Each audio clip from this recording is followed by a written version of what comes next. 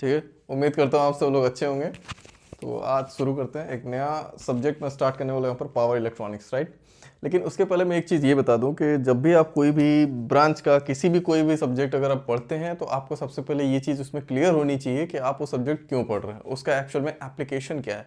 ठीक है, real world में उसका क्या एप्लीकेशन है, ये आपके अंदर क्लैरिटी जरूर होनी चाहिए, चाहे जो भी सब्जेक्ट हो ना, चाहे मैकेनिकल इंजीनियरिंग का हो या इलेक्ट्रिकल इंजीनियरिंग का हो या ईसी का हो, आईटी, जो भी सब्जेक्ट है उसका कुछ ना कुछ रियल लाइफ में उसका पर्पस जरूर होता है, राइट। ये चीज़ आपको समझनी होती है। तो अब यहाँ पर जो सब्जेक्ट हम जिसकी बात कर रहे हैं वो है पावर इलेक्ट्रॉनिक्स। तो पावर इलेक्ट्रॉनिक्स जो है उसका एक्चुअल मीनिंग एक्चुअली ये है कि power electronics means here we are actually going to see the application of electronics in the control and conversion of the power.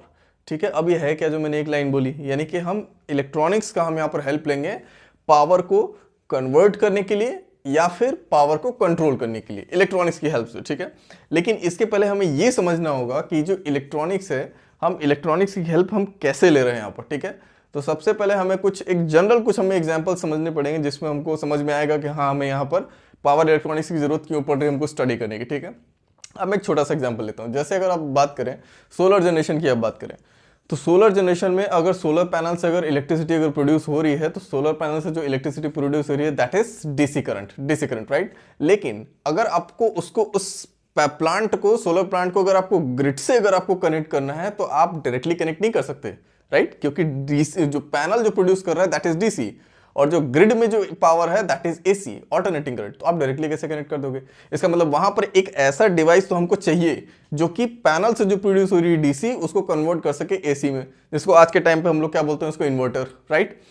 तो यहां पर मतलब कहने का कि सोलर प्लांट पर वहां पर भी हमको एक डिवाइस की नीड है जो कि उस डीसी को एसी में कन्वर्ट करेगा, तभी जाके हम उसको ग्रिड से कनेक्ट कर सकते हैं, या फिर अपने घर में भी यूज करना होगा तो हमें वहां पर एसी में उसको कन्वर्ट करना मैंडेटरी हो जाता है। एक चीज। अब यहां पर मोटर की बात करते हैं। मोटर क्या है? मोटर मतलब इंडस्ट्रीज में देखें, कमर्शियल्स में देखें तो बहुत बड़ा एप्लीकेशन है मोटर का, चाहे डीसी मोटर हो या फिर आपका सिंक्रोनस मोटर हो या फिर आपका इंडक्शन मोटर हो, इसका एप्लीकेशन बहुत ही वास्ट है मोटर का, राइट। तो मोटर की अगर आप बात करेंगे तो मान लीजिए अगर मैं डीसी मोटर अगर मैं यूज कर रहा हूं, मैं या फिर घर में या फिर इंडस्ट्री में किसी यूज हो रहा है अगर डीसी मोटर, तो अगर मैं डीसी मोटर यूज कर रहा हूं लेकिन अगर मेरे घर में अगर सपोज मेरे एसी सप्लाई आ रही है तब मैं उसको कैसे यूज करूंगा? मोटर को तो डीसी चाहिए, लेकिन हमारे पास जो सप्लाई अवेलेबिलिटी किसकी? एसी की है। तो जाहिर सी बात है मुझे वहां पर भी हमको कन्वर्ट करना पड़ेगा, एसी को हमको डीसी में कन्वर्ट करना पड़ेगा। ठीक है, तो कहीं ना कहीं हमें एक तरीके से आप देख सकते हैं कि जितने भी एप्लीकेशन है रियल वर्ल्ड में, चाहे आप मोबाइल चार्जिंग ले ले, मोबाइल चार्जिंग में भी हमारे पास घर में जो सप्लाई आती है वो एसी आती है, लेकिन मोबाइल चार्जिंग जो होता है किससे होता है? डीसी सप्लाई से होता है। तो कहीं ना कहीं हम पावर को वहां पर हम कन्वर्ट कर रहे हैं, AC to DC, DC to AC convert कर रहे हैं। या फिर अगर हमारे पास डीसी मोटर अगर हमारे पास है तो डीसी मोटर अगर है तो हम, ऐसा तो है नहीं कि डीसी मोटर अगर 1000 अगर आरपीएम की है तो हम उसको 1000 आरपीएम पर ही यूज करेंगे, राइट। हो सकता है कि मैं उस मोटर को मैं 500 आरपीएम पर यूज करूं या 700 आरपीएम पर यूज करूं, डिपेंड करेगा एप्लीकेशन पर। तो ऐसा नहीं कि कांस्टेंट स्पीड पर ही हम उस मोटर को यूज करेंगे, स्पीड उसकी वेरी कर सकती है डिपेंडिंग ऑन द एप्लीकेशन। ठीक है, तो यहां पर मतलब कहने का कि या तो हम ये कर रहे हैं यहां पर कि पावर को कन्वर्ट कर रहे हैं एसी टू डीसी या तो डीसी टू एसी। ठीक है, वहां पर हमें एक नीड है, एक जरूरत हमें वहां पर है, चाहे जितने भी एप्लीकेशंस आप देखो। और दूसरी चीज कि हमें पावर को एक कंट्रोल करने के लिए भी हमें एक ऐसा कोई फैसिलिटी चाहिए कि हम उस पावर को कंट्रोल भी कर सकें। यानी कि अगर डीसी टू एसी अगर कन्वर्ट हो रहा है तो उस एसी को जो एसी में कन्वर्ट हो रहा है उसको हम कंट्रोल कर सके। कंट्रोल करने का मतलब उसको कम ज्यादा करने से, ठीक है, यानी कि उसका मैग्नीट्यूड जो है हम उसको एडजस्ट कर सकें। तो ये हमारी बेसिक रिक्वायरमेंट्स है, अभी की रियल लाइफ की जो हमारी बेसिक रिक्वायरमेंट्स है वो ये है। ठीक है, यानी कि हमको ऐसा डिवाइस चाहिए, ऐसा इक्विपमेंट चाहिए जो कि उस पावर को कंट्रोल भी कर सके और उसको कन्वर्ट भी कर सके, दोनों काम कर सके। तो अब थोड़ा सा हिस्ट्री हमको समझना पड़ेगा। ठीक है, रिक्वायरमेंट तो मैंने आपको बता दी कि रिक्वायरमेंट हमारी क्या है, प्रैक्टिकल रिक्वायरमेंट्स हमारी क्या है। अब इसके लिए आपको देखो थोड़ा सा हिस्ट्री में जाना पड़ेगा। ठीक है, सबसे पहले हमको ये समझना पड़ेगा कि जितने भी इन्वेंशंस हुए हैं, चाहे मोटर के, ट्रांजिस्टर्स के, ये कैसे इनका एवोल्यूशन हुआ, इनका विकास क्रम कैसे हुआ, राइट। तो सबसे पहले अगर मोटर की बात करें तो मोटर के लिए आपको 200 साल पहले आपको जाना पड़ेगा। तो वहां पर अगर आप समझेंगे तो जो सबसे पहले जो मोटर डिजाइन हुआ, जो डीसी मोटर डिजाइन हुआ, वो 1832 में डिजाइन हुआ, राइट। डीसी मोटर उसको डिजाइन किया था विलियम स्टर्जन ने। फिर उसके बाद 1869 में सिंक्रोनस मोटर डिजाइन हुआ, उतना एफिशिएंट नहीं था वो, लेकिन वहां पर कॉन्सेप्ट आ गया था 1869 में ही। फिर उसके बाद 1885 में गैलीलियो फेरारिस ने वहां पर मोटर डिजाइन की, induction motor, right, two phase induction motor उन्होंने डिजाइन की। उसका पेटेंट भी उन्होंने फाइल किया और उनको 1888 में उनको पेटेंट भी मिल गया था। 1887 में सेम इन्वेंशन वहाँ पर निकोला टेस्ला ने करते हैं, 2 फेस इंडक्शन मोटर डिज़ाइन करते हैं। फिर उसके बाद 1887 में एक और मोटर डिज़ाइन होती है, 3 फेस सिंक्रोनस मोटर डिज़ाइन करते हैं, हेजल बॉन्डर वहाँ पर डिज़ाइन करते हैं, जिसको कमर्शियली उतना गेन नहीं मिला, मतलब उसको पब्लिकली उसको एक्सेप्ट नहीं किया गया, कमर्शियली इंडस्ट्रियल लेवल पर उसको एक्सेप्ट नहीं किया गया उस डिज़ाइन को, ठीक है। फिर उसके बाद अगर आप यहाँ पर ध्यान से अगर आप देखेंगे, यहाँ पर गौर करेंगे, तो जितने भी मोटर्स के इन्वेंशंस हुए हैं, जितने भी मोटर्स डिज़ाइन हुए हैं, सब 18 सेंचुरी में हो गए थे। इसका मतलब जाहिर सी बात है कि अगर मोटर्स हमारे पास 18 सेंचुरी में अगर हमारे पास अवेलेबल हो गए थे, तो उसका कमर्शियल और इंडस्ट्रियल एप्लीकेशन भी स्टार्ट हो गया था। तो हमारे पास एक ऐसी रिक्वायरमेंट थी वहां पर कि अगर एसी मोटर है और हमारे पास डीसी सप्लाई है, जो कि अभी मैंने प्रॉब्लम बताई, तो हमारे पास वहां पर कन्वर्शन की भी प्रॉब्लम थी कि हम उसको कन्वर्ट कैसे करेंगे सप्लाई को, या फिर जो हमारे पास सप्लाई ऑलरेडी अवेलेबल है हम उसको कंट्रोल कैसे करेंगे, रेगुलेट कैसे करेंगे उस सप्लाई को। ये दोनों प्रॉब्लम्स थी हमारे पास, राइट। तो मोटर्स इन्वेंट हो गई हमारे पास। अब इस पे काम स्टार्ट हो गया कि हम उस सप्लाई को कैसे कंट्रोल और कन्वर्ट करेंगे। तो फिर उसके बाद अगर आप आगे बढ़ते हैं, अगर यहाँ पर कन्वर्टर्स की अगर आप बात करेंगे, क्योंकि नीड तो है, राइट। तो यहाँ पर सबसे पहला जो कन्वर्टर यहाँ पर जो यूज हुआ वो कौन सा था, 1901 में डिजाइन किया मर्क्यूरी आर्क वॉल, जो कि डिजाइन किया पीटर कूपर हैविट ने, उन्होंने डिजाइन किया 1901 में आ गया था। लेकिन इसमें हम यूज क्या कर रहे थे, मर्क्यूरी, लिक्विड बेस्ड है, ठीक है। और हमको पता है कि मर्क्यूरी जो होता है टॉक्सिक कंपाउंड होता है, इसके बहुत सारे एनवायरमेंटल रिस्क भी है, अगर गलती से भी अगर लीक हो जाए तो इसके एनवायरमेंटल रिस्क भी है, राइट।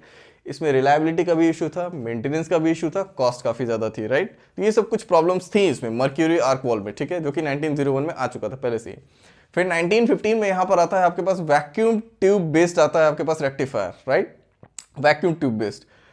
1915 में आने के बाद फिर 1925 में आपका नेक्स्ट आता है आपका फील्ड इफेक्ट ट्रांजिस्टर, जो कि ब्रेक थ्रू इन्वेंशन था, इसमें कोई डाउट नहीं है, जो कि जिसको डिजाइन किया था लेलिनफील्ड ने। लेकिन इन्होंने एक्चुअली उसमें बहुत सारे कुछ ऐसे मिस्टेक्स किए, इन्होंने रिसर्च आर्टिकल उस पर पब्लिश नहीं किया, जिसको वहां पर इंडस्ट्रीज ने इस चीज को इग्नोर कर दिया, राइट। मतलब ये एक्सेप्ट ही नहीं हुआ, उन्होंने उस पर ज्यादा उस पर फोकस किया नहीं, लेकिन आइडिया उन्होंने 1925 में फील्ड इफेक्ट ट्रांजिस्टर का उन्होंने दे दिया था, राइट।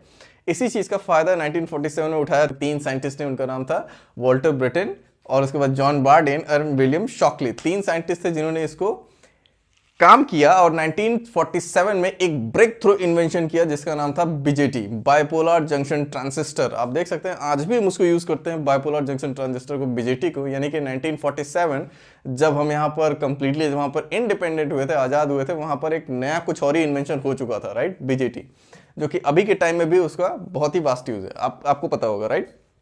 तो 1947 में बीजेटी जब आया, ट्रांजिस्टर रेवोल्यूशन, उस टाइम मतलब काफी ज्यादा चेंजेस आ गया फिर तो मार्केट में, मतलब बीजेटी में तो। लेकिन जो 1947 में आया था उसमें थोड़ी बहुत त्रुटियां थी, थोड़ी बहुत मिस्टेक्स थे, थोड़ा सा परफॉर्मेंस को रिलेटेड इशू था और कॉस्ट को भी रिलेटेड इशू था।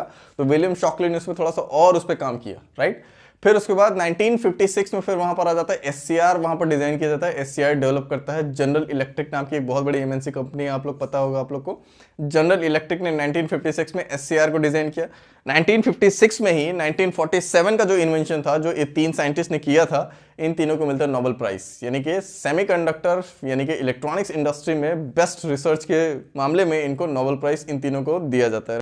फिर अगर आप इसके बाद अगर आप देखेंगे तो बीजेटी के बाद जो सबसे जबरदस्त इन्वेंशन था वो कौन सा था, मॉसफेट का इन्वेंशन था, metal oxide semiconductor field effect transistor. 1959 में जब आया था ये ट्रांजिस्टर, तो ये एक बहुत ही मतलब गेम चेंजिंग टाइप का ट्रांजिस्टर था, क्योंकि आज का अगर आप देखेंगे 2020 का मैं डेटा अगर मैं आपको बताऊं, तो अभी तक का सबसे बेस्ट यानी कि जो डिवाइस है अभी तक मॉसफेट है, यानी कि। और दूसरी सबसे खास बात यह है कि जो मॉसफेट है अभी तक का सबसे ज्यादा commercially and technically successful device है, अभी तक सबसे ज्यादा वाइडली मैन्युफैक्चर्ड डिवाइस भी है। यानी कि जो पूरा इलेक्ट्रॉनिक्स इंडस्ट्री है, जो सेमीकंडक्टर का जो पूरा पार्ट है, इसमें सबसे ज्यादा डोमिनेंट डिवाइस है मॉसफेट अभी तक का, राइट। अभी तक जो सबसे ज्यादा मैन्युफैक्चर हो रहा है मॉसफेट ही मैन्युफैक्चर हो रहा है, आप इसका डेटा चेक कर सकते हैं नेट पर। इसके बाद 1959 के बाद फिर नेक्स्ट आपका इन्वेंशन होता है, आप लोग को पता होगा, insulated gate bipolar transistors, IGBT. Actually में क्या होता है, जो बीजेटी की कुछ प्रॉपर्टीज है और जो कुछ मॉसफेट की प्रॉपर्टीज है, इन दोनों का ब्लेंड है, मिक्स, राइट। आईजीबीटी वहां पर डिजाइन किया गया, जिसको कमर्शियली जो अवेलेबल हुआ 1990s में। तो इस तरीके से अगर आप देखेंगे तो 1901 से 1990 तक जो भी हमारे पास डिवाइसेस आए, ये सब आप देखोगे करीब 90 ईयर्स लगे। 90 ईयर्स इस चीज़ को डेवलप होने में, क्योंकि हम कहाँ पर थे, हम 1901 पर मर्क्यूरी आर्क वॉल पर थे, जहाँ पर हम कंट्रोल और कन्वर्शन कर रहे थे पावर का, राइट। लेकिन वो उतना एफिशिएंट नहीं था। फिर उसके बाद ये एफिशिएंट कब हुआ, जब हम वहाँ पर सॉलिड स्टेट डिवाइसेस हम यूज़ करने लगे, क्योंकि मर्क्यूरी आर्क वॉल जो था वो लिक्विड बेस्ड था। तो जब सॉलिड स्टेट डिवाइसेस जब आए, यानी कि ट्रांजिस्टर रेवोल्यूशन जब क्रिएट हुआ 1947 में, तब जाके इसमें काफ़ी ज़्यादा मेजर चेंज आया। तो आप देखेंगे 90 ईयर्स इसमें चेंज होने में लगा। तो ये जो ट्रांजिस्टर आया इसमें बहुत ज़्यादा मतलब चेंजेस आया। साइज तो काफ़ी ज़्यादा कम हो गया, डिवाइस का जो साइज था वो बहुत ही ज़्यादा कम हो गया, कॉस्ट काफ़ी लो हो गई, रिलायबिलिटी ज़्यादा हो गई, राइट। मेंटेनेंस इसका बहुत ही कम हो गया। तो इसके बहुत सारे एडवांटेजेस मिले मर्क्यूरी आर्क वॉल के कंपैरिजन में, तो जो कि आज भी यूज़ हो रहा है, ये आपको पता होगा।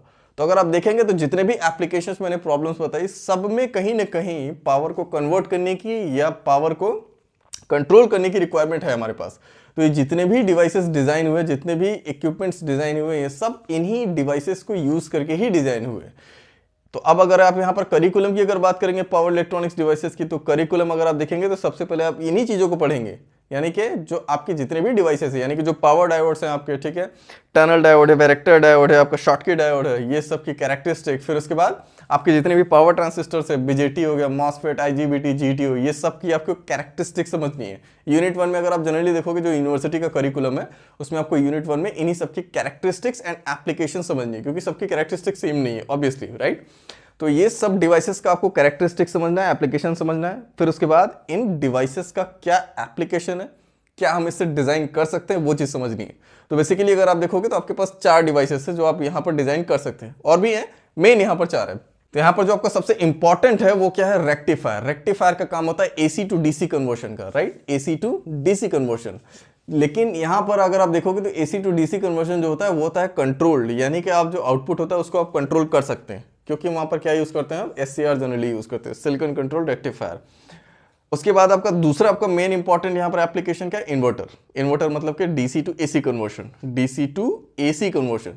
फिर तीसरा आपका इंपॉर्टेंट एप्लीकेशन है चॉपर। चॉपर क्या होता है, डीसी टू डीसी कन्वर्शन होता है। अब आप बोलोगे कि डीसी टू डीसी कन्वर्ट करने की जरूरत क्या है, तो डीसी टू डीसी कन्वर्ट करने की जरूरत है क्योंकि हम डीसी टू डीसी कन्वर्ट करने का मतलब है कि हम डीसी टू डीसी, जब आउटपुट हमको डीसी मिल रहा है तो हम वहां पर उसके मैग्नीट्यूड को हम रेगुलेट कर रहे हैं, उसके मैग्नीट्यूड को हम कम ज्यादा कर रहे हैं, राइट, यानी कि वेरिएबल डीसी में कन्वर्ट कर रहे हैं, fix DC two variable DC, chopper.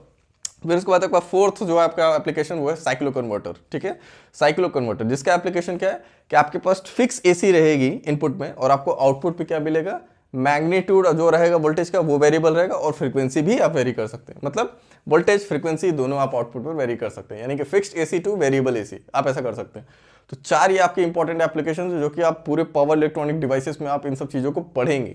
तो अगर आप ध्यान से अगर आप गौर करेंगे तो इन चारों यूनिट्स में, 5 यूनिट्स में आपको यही चीज़ समझाई जाएंगी कि जितने भी डिवाइसेस हैं इनका कैरेक्टरिस्टिक क्या है और इनका एप्लीकेशन क्या है रियल वर्ल्ड में, राइट। तो ये चीज़ें आपको इंटरलिंक करनी है। तो ये अगर आप टॉपिक अगर आप देखोगे पावर इलेक्ट्रॉनिक्स एक सब्जेक्ट का जो कॉन्ट्रीब्यूशन है इलेक्ट्रिकल इंजीनियरिंग में, ये बहुत ही मतलब वास्ट है, बहुत ही वास्ट है। आज के टाइम में अगर आप देखोगे तो बहुत ही वास्ट है। इवन इस पे एमटेक भी होता है पावर इलेक्ट्रॉनिक पे सेपरेटली, राइट। तो आप समझ सकते हैं कि इसका इंपॉर्टेंस काफ़ी ज़्यादा है। तो यहाँ पर जो इंट्रोडक्टरी लेवल है, यहाँ पर मैंने आपको सिर्फ यही बताया कि कैसे ट्रांजिस्टर रेवोल्यूशन हुआ, ठीक है, हमें रिक्वायरमेंट क्यों है हमें पावर इलेक्ट्रॉनिक डिवाइसेस पढ़ने की, ठीक है। तो उसके लिए आपको ये सब चीज़ें, आपको थोड़ा सा एवोल्यूशन आपको समझना पड़ेगा। और ये हम पढ़ क्यों रहे हैं, क्या क्या हम इसमें पढ़ेंगे, क्या करिकुलम में रहेगा, चाहे कोई भी यूनिवर्सिटी का करिकुलम है, जनरली आपको यही सब चीज़ें आपको उसमें पढ़ने के लिए मिलेंगी, राइट। तो आपको यही सब चीज़ें पावर इलेक्ट्रॉनिक डिवाइसेस में पढ़नी है। इसके बाद आगे आने वाले जो भी लेक्चर्स होंगे इसमें, ठीक है, आगे आने वाले जो भी लेक्चर्स होंगे इन्हीं सब चीज़ों पर बेस्ड होंगे, इन्हीं सारे टॉपिक्स पर बेस्ड होंगे। तो आप एकदम कंटिन्यू वीडियो में बने रहिएगा और इस वीडियो को एकदम ध्यान से देखिएगा, एकदम अच्छे से, और आगे आने वीडियो का वेट कीजिएगा। डेफिनेटली इस पर नेक्स्ट टाइम वीडियो जो आएगी जल्दी अपलोड कर दी जाएगी, ठीक है। Thank you.